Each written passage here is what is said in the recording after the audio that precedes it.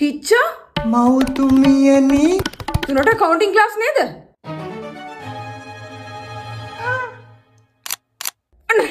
අනේ අපේ හිච්ච කාමරයට දුවල ගිහි ක්ලාස් එකට ජොයින් වෙනවා. මෙහෙම කතන්දරයක් දන්නේ නැති හිච්චගේ තාත්තා කාමරේ දොර ගාවට එනවා. හිච්චා අද වොෂ්රූම් ගියාද? ඇහෙනවද පැහැදිලිව පේනවද? ඔව්. කොමඩ් එක ෆ්ලෂ් කරලා දාවේ.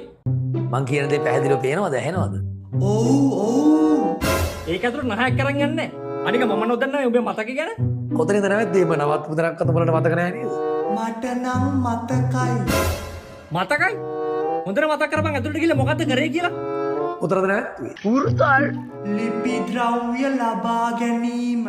ඈ? මොනවද මං කියන්නේ? උඹට පයිතියන්ද? ලිපි ද්‍රව්‍ය මිලදී ගැනීම කියන කොටස කතා කරේ. ඔව්. ඔව්.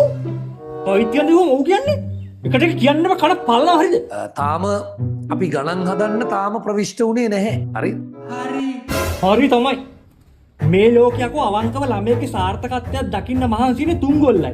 අම්මයි තාත්තයි ගුරුවරු. ඒ තුන්ගොල්ලන්ට ගරු කරන පුරුදුය. ඕක නෙවෙයිනේ 3. ඈ? උපරු බේනවද මට උගන්නන්න? කියහම බලන්න තව කවුද එහෙනම් ළමයාගේ සාර්ථකත්වයට මහන්සි වෙන්නේ කියලා? බැංකු ණය. බැංකු ණය? හිච්චා ඔබ මාව විහිළුවකට ගත්තද? ආයක 3ද? ඔව්. ඔව්.